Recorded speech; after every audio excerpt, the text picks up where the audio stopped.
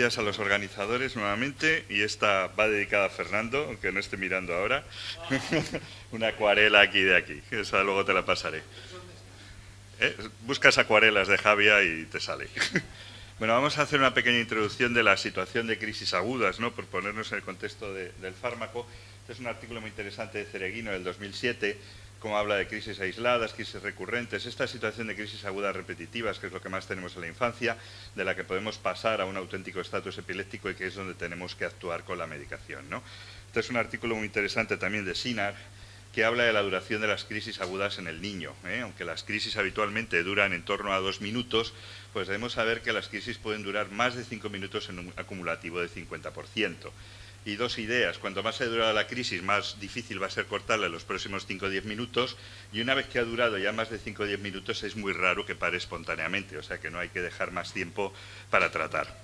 Nuevos conceptos de estatus dentro de la esfera pediátrica, pues hablamos cuál es el concepto real clínico-terapéutico, ¿no? Y se hizo este concepto interesante de intervalo terapéutico, que son los primeros 5 o 10 minutos de duración de la crisis, porque una vez que ya superemos este periodo, ya lo hemos comentado, es muy difícil que consigamos tratar, o sea que a efectos prácticos, estatus casi vendría a estar aquí. Hemos pasado de los famosos 30 minutos a este porcentaje. Y ahí es donde hay que centrar toda la actuación extrahospitalaria, donde realmente no se estaba haciendo bien, y por eso esta reflexión antes de hablar del fármaco, y sobre todo con fármacos en los que llamamos de primer nivel, que es de acción rápida pero de vida media corta, como son las benzodiazepinas, en sus vías clásicas, habitualmente la rectal, luego ya se incorporaron la intranasal, la bucal, y también va cogiendo peso la intramuscular. Importante, pautas bien protocolizadas, bien secuenciales, y sobre todo a nivel prehospitalario, habitualmente con las benzodiazepinas, pero cuando uno analiza series y se hacen reflexión sobre eso, las pautas a nivel prehospitalario no se hacen bien nada más que en un 2 a un 51%, fijaros las cifras, pensamos que esto está ya muy trillado, pero que va, hay mucho que hacer, y el poco acuerdo entre hospitales e incluso países de un mismo ámbito, ¿no? Los fármacos que utilizamos para fase aguda, el fármaco ideal de fase aguda sería el que controla las crisis en el 100%, rápido inicio de acción y suficiente duración de acción, que eso es la innovación al concepto, que tenga una administración parenteral sencilla, sin problemas de preparación ni de dilución, y que tenga vías de administración alternativas a la vía parenteral, eso es muy importante, y que estas vías sean cómodas y sencillas, socialmente bien aceptadas, y que sea fácil de administrar y de transportar. Otra cosa muy importante dentro de la neuropediatría, porque tenemos niños con muy distintos tipos de crisis o que puede ser difícil diferenciar unas de otras, es pedirle al fármaco un amplio espectro, un amplio espectro anticomital, lógicamente mínimos efectos adversos, y dentro del agudo siempre se habla de esto, que no deprima función respiratoria, que no haya efectos cardiovasculares adversos, que no haya efecto depresor sobre el sistema nervioso, lógicamente que no haya interacciones, y bueno, también una cosa importante para lo que son fármacos ya más de segunda línea que utilizamos de mantenimiento, que podamos tener un cambio evolutivo a la vía oral después de una fase aguda. Estos fármacos de fase aguda clasificamos en 3 grupos: de primer nivel, al que le pedimos yugular las crisis; de segundo nivel, para hacer un mantenimiento; y los de tercer nivel, que serían para estatus refractario. Aquí en primer nivel siguen estando las benzodiazepinas, el fenobarbital para los recién nacidos. En segundo nivel, pues fármacos clásicos como la fenitoína, la que se han incorporado últimamente, pues principalmente en nuestro medio, levetiracetam y la cosamida. Y aquí en tercer nivel, fenobarbital y los anestésicos principalmente. Dentro de las benzodiazepinas, diazepam, clonazepam, lorazepam y midazolam serían los fármacos de fase aguda. Todos comparten una dosis intravenosa similar, que es en 0,1 a 0,3 miligramos kilodosis, y las otras vías de administración que no son parenterales están en torno de 0,25 a 0,5 miligramos kilodosis. Es muy sencillo recordarlo porque todos son muy similares. El grupo de las benzodiazepinas comparten esta estructura química y el mecanismo de acción ligado a GABA, y aparte del efecto anticonvulsivante, pues una serie de efectos sedantes. Algunas benzodiazepinas son más efectivas que otras como anticonvulsivales, y en la práctica clínica en nuestro país ahora, en el tratamiento de la epilepsia, tanto fase aguda como crónica, pues utilizamos diazepam, clonazepam, clobazam, midazolam. Aquí en nuestro medio en España, lorazepam no lo utilizamos, no lo tenemos comercializado. Las diferencias entre ellas estarían en cuanto a la velocidad de eliminación, la vida media, la duración de efectos, esto es un mecanismo importante a considerar, la potencia, que puede variar hasta 20 veces de una a otra, y la Tmax, que es el tiempo en alcanzar la concentración máxima tras administrarlo. Analizando el grupo de forma concreta, antes de tener las nuevas vías de administración local, pues teníamos una serie de ventajas: esa acción potente y rápida, la potenciación del GABA inhibitorio y el amplio rango de duración de efectos que nos permitía una gama para manejar según nuestras necesidades. Como defectos, pues en este grupo antiguo, la tolerancia, la redistribución tras dosis repetidas, principalmente en la grasa, el problema de presión respiratoria, la alteración de conciencia, la potencial hipotensión arterial cuando la administramos de forma intravenosa y las reacciones locales también en la administración intravenosa. El diazepam, que es el que se ha utilizado con más intensidad, pues las respuestas globales en los ensayos, en todos los estudios, es de un 75-95%, una amplia gama de vías, lo veis aquí, incluso la endotraqueal, una rápida acción, 3 minutos intravenoso, 5 o 7 minutos rectal, eficaz en todo tipo de crisis, salvo las precauciones de las crisis tónicas del Lennox, la corta duración de efectos, que era un problema, riesgo de presión respiratoria, riesgo de hipertensión arterial. Salió el diazepam rectal, yo me acuerdo cuando era residente a finales de los 80, aquello fue la gran revolución que tuvimos, el Estesolid fue un cambio pues importante para el tratamiento de las crisis agudas en el niño, pero el diazepam rectal mostró rápidamente una serie de problemas para la vida cotidiana, con el que hemos ido conviviendo como hemos podido. Primero, la limitada gama de presentaciones de 5 y 10 miligramos. Desde luego tenemos un grupo de peso muy variable entre lactantes y niños escolares, que es difícil que nos manejemos con la de 5 miligramos. Y tú no le puedes decir a la familia que le esté dando media canuleta. Eso es ciencia ficción. Luego, el estigma social que tienen los niños mayores y los adolescentes cuando les administran medicación por vía rectal. Es difícil de administrar en niños con crisis parciales, que se puedan estar moviendo y que tengan una conciencia parcialmente alterada. Y sobre todo es muy difícil en niños con encefalopatías, con PCIs espásticas, niños con muchas contracturas o niños que conviven habitualmente en silla de ruedas. Por otra parte, la absorción rectal errática, y muchas veces estos chavales, que son muchos de ellos encefalópatas, tienen estreñimiento, tienen impacto fecal que dificulta la absorción del fármaco, o bien tienen una diarrea constitucional. Y por otra parte, en lactantes, el mero hecho de poner una medicación por vía rectal estimula casi invariablemente el que tengan una deposición, con lo cual nunca sabemos qué cantidad de fármaco se va a absorber. El clonazepam es un fármaco que se utilizaba mucho todavía en los 80 y a principios de los 90. El problema era la vez que solo se podía dar por vía parenteral, 10 veces más potente que el diazepam, muy rápido pero muy corto. Y los problemas principales eran los de secreciones respiratorias, son niños que hacen una broncorrea muy llamativa, y los potenciales efectos paradójicos que en vez de sedar podían producir irritabilidad. Cada vez se usa menos. El lorazepam es un fármaco muy interesante, lo que pasa es que no lo tenemos en España. Los estudios han mostrado que es igual o superior a diazepam y que parece ser con menos depresión respiratoria. Y centrándonos ya más en el midazolam, y en concreto en el midazolam vocal, cuando analizamos el espectro del midazolam, pues tiene una alta afinidad al receptor, disponibilidad de vía tanto intravenosa, intramuscular, intranasal como bucal, una rápida absorción de estas vías locales, incluyendo como local e intramuscular, el rápido mecanismo de acción y la corta duración de acción. El midazolam vocal en concreto, la dosis, si la hacemos por kilo, ya veis que es similar a todas estas benzodiazepinas de administración no parenteral. La rápida acción, la vida media corta, evitando esa fijación en grasas que nos puede dar problemas. Importante metabolismo hepático, es mejor tolerado, bajo riesgo de presión respiratoria, evita el tiempo necesario de coger una vía intravenosa, por eso se compara siempre con el diazepam intravenoso, evita estas connotaciones negativas de la vía rectal, que hablaremos un poco más ahora, lo puede usar el propio paciente en crisis parciales simples, y desde luego lo que está viéndose es que es una buena opción para terapia extrahospitalaria. Se ha aprobado recientemente por la EMEA en crisis agudas en niños de más de 3 meses. Y otra cosa que cuando criticamos al diazepam rectal damos la enhorabuena al midazolam vocal es la amplia gama de presentaciones que tenemos para el manejo de dosis. Cuando analizamos el perfil farmacocinético, en biodisponibilidad pues es bastante similar, y lo que realmente pues puede superar al diazepam rectal es el AT-Max, que veis que es en esto es para 30 de media contra el 70,8 aquí, y superior, y en la semivida media pues que es más corta que la que pueda tener el diazepam rectal en cuanto a no acumularse en tejidos. Esta es la novedad, la consideraríamos en cuanto a la forma farmacéutica, en cuanto a la ruta de administración y en cuanto a la indicación. En estos 3 pilares es el único con registro PUMA. La indicación ya lo hemos dicho, crisis convulsivas prolongadas en niños de 3 meses a 18 años. administrado cuando ya hay un diagnóstico claro de crisis, y los niños en edades de 3 a 6 meses pues deberían ser tratados en principio en el ámbito hospitalario.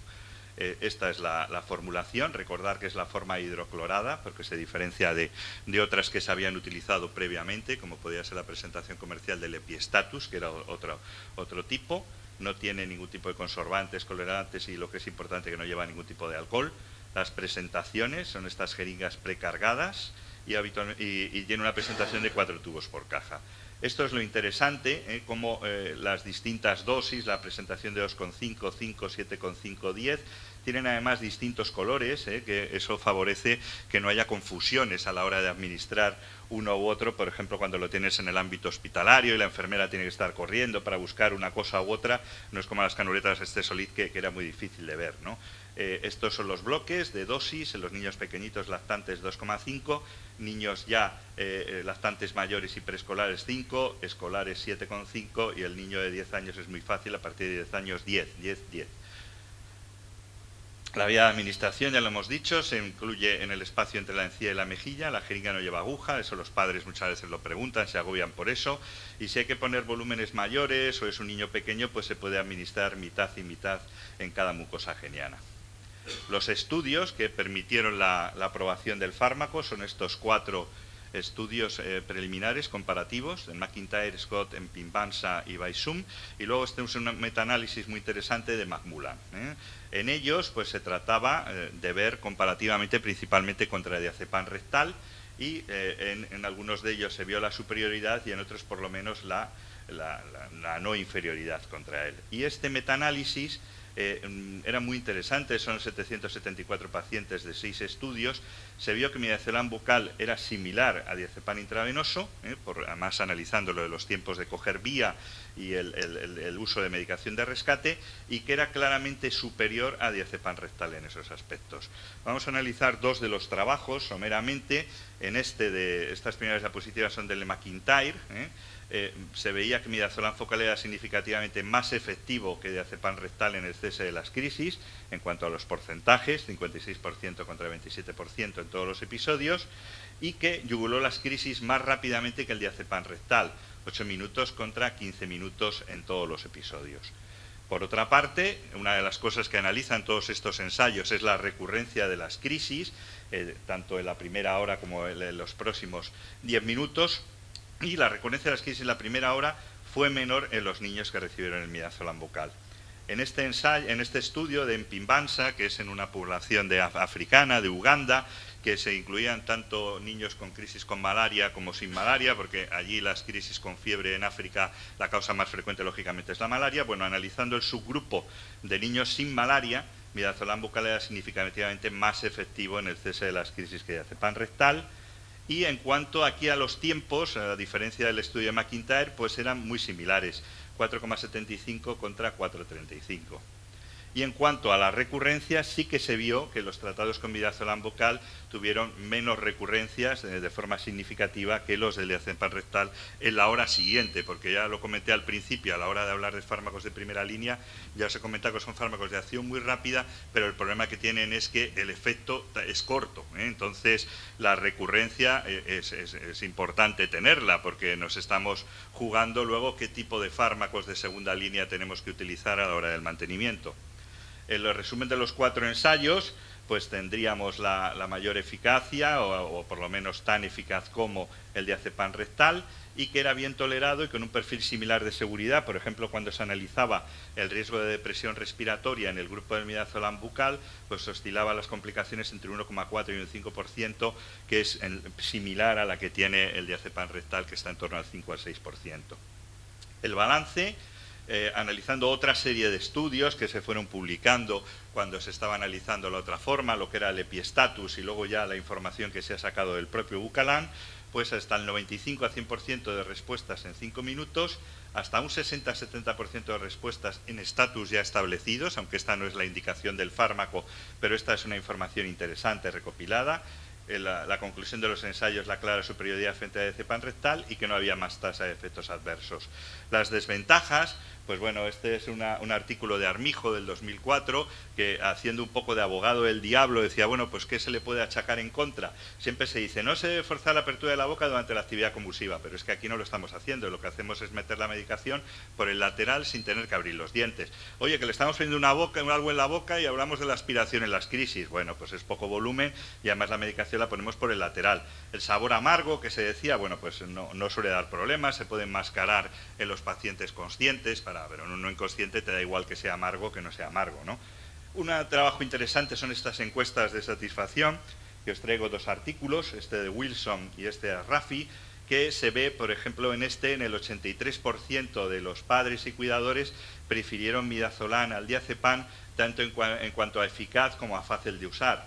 Y en este otro, en el de Raffi, la satisfacción del tratamiento era de un 94% en el grupo de los que utilizaron el diazepam rectal contra los que utilizaron el diazepam rectal, que era solo un 14%. O sea, claramente mejor aceptado y más eficaz para ellos. Resumiendo en esto, pues el midazolam, cuando se analiza tanto intranasal o bucal, son preferidos al diazepam rectal por la dignidad de la persona, la aceptación social, la fácil administración en la silla de ruedas y la más rápida respuesta. Esto recuperando la información de este trabajo que os he comentado de Wilson. Este es un trabajo que se ha publicado recientemente en Revista de Neurología, que a mí me llamó la atención porque no pensaba que se hubiera de alguna manera analizado esto. Es un trabajo muy bonito que lidera Miquel Raspal, y que es coste-efectividad de la solución bucal de midazolam en el tratamiento de las crisis convulsivas prolongadas en el entorno ambulatorio en España. Siempre se ha echado en cara que uno de los defectos del fármaco podía ser el precio, y claramente más alto que el que pueda tener el gel de diazepam rectal, y aquí ellos, pues, cuando lo comparan, ven un ahorro de costes en comparación con el diazepam rectal de 5.484 euros por paciente al año, que no es una cifra nada despreciable. ¿Y por qué? Porque sobre todo pues evita necesidad de administrar otro tipo de medicaciones, evita hospitalizaciones o visitas a urgencias, y evita el traslado en medios de ambulancia o bien UCIs móviles al medio hospitalario, que eso todo es un precio muy acumulativo. Y los resultados, pues, más coste efectivo que el diazepam rectal por todo esto que hemos comentado, ¿no? Y la mejora de la calidad de vida relacionada con la salud.